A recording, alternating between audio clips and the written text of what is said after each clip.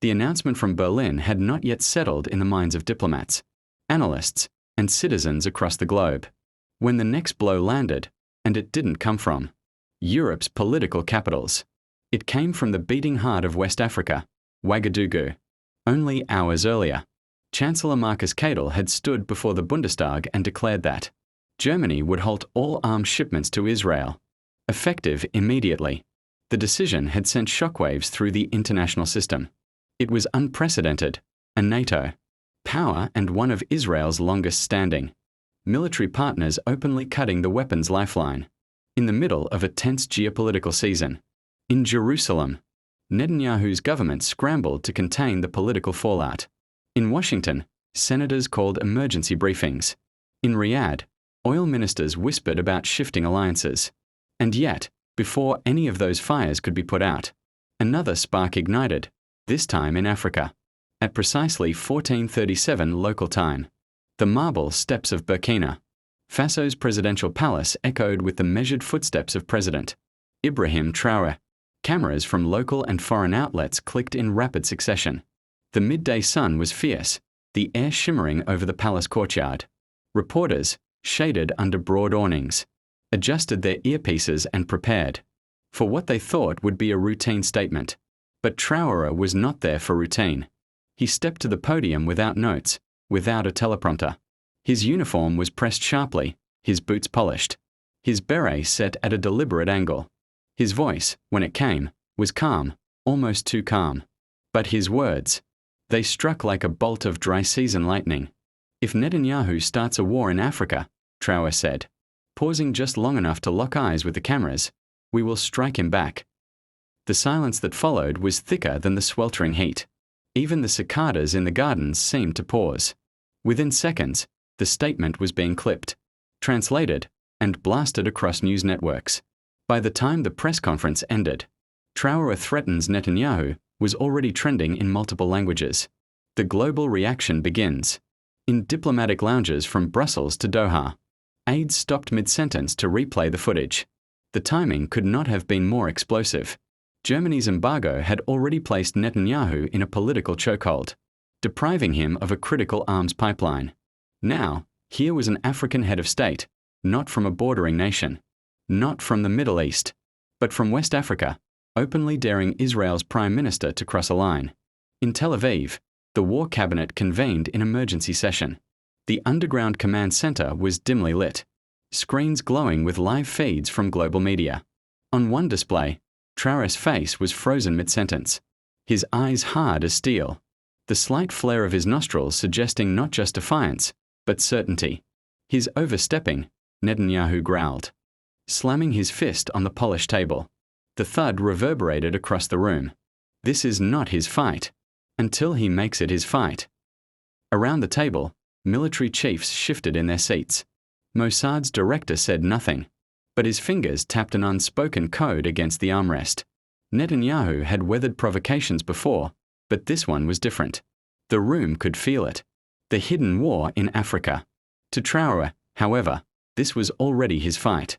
For months, intelligence briefings had hinted at Israeli shadow operations across mineral-rich African regions, under the cover of security partnerships and counter-terrorism training.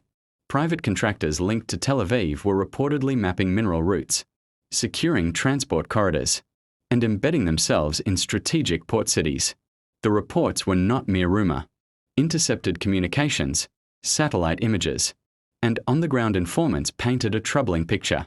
In Sierra Leone, strange cargo was unloaded at night under military guard.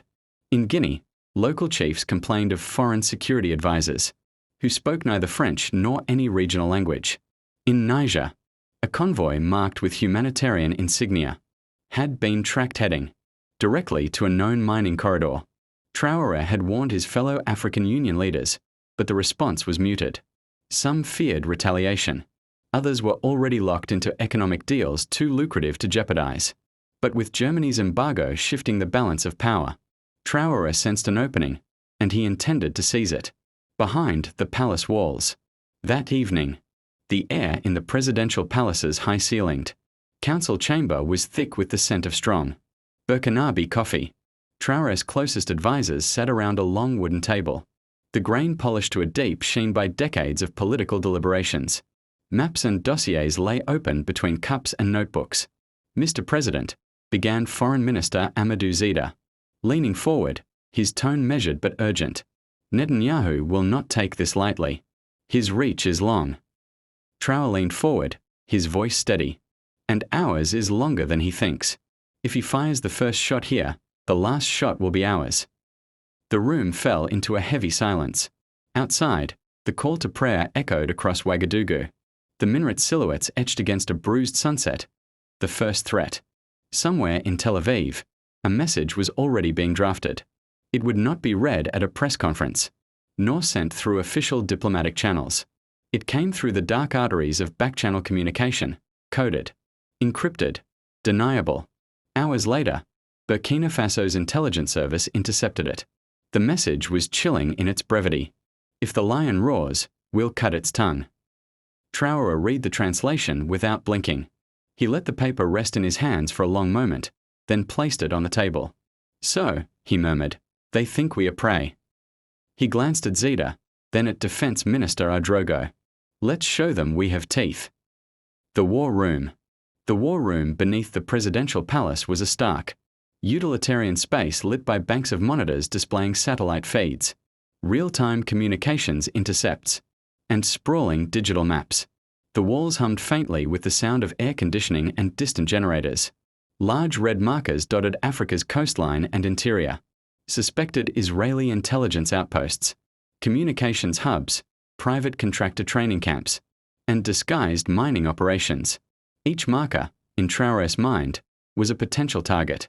"Mr. President," Adrogo said, tapping a coastal point with the butt of his pen, "we have confirmed this port in Sierra Leone is being used for arms smuggling into West Africa. Israeli agents are moving through it like it's their private harbor." Traoré's eyes narrowed. "Then we break the spine." Layered strategy. Military action was only part of the plan. Traoré knew that direct confrontation was costly, but psychological and economic warfare could be far more effective. Within hours of the intercepted message, Burkina Faso began a rapid round of diplomatic calls to sympathetic nations. By the next day, a joint statement was drafted with Mali, Niger, and Guinea, accusing Israel of neo-colonial interference in Africa's sovereign affairs. The closing line was chosen with surgical precision. "Africa is not Gaza. Here, the land fights back." The phrase spread like wildfire. Social media feeds lit up with the slogan, hashtags multiplied, and TikTok videos of protests in Bamako, Niamey, and Conakry surged into the millions of views. Street rallies swelled with young people waving signs, "Africa is not Gaza." Traoré stands for us all. Netanyahu's dilemma. In a secure command room in Tel Aviv, Netanyahu watched the footage, jaw clenched. Every hour that Traoré remained in the headlines, Israel's standing in Africa eroded. But any overt military strike risked drawing the entire region into conflict. Traoré knew it, and he was betting on it. "He thrives on fear," Traoré told his advisors during a late-night briefing. "So let's make him fear the cost of touching our soil." Far from the palace, in an unmarked compound in Dar es Salaam, a covert Israeli team was already receiving orders. The hunters move. Just after midnight, the presidential residence in Ouagadougou entered partial lockdown. Captain Idrissa Cabaret, head of security, burst into Traoré's private study.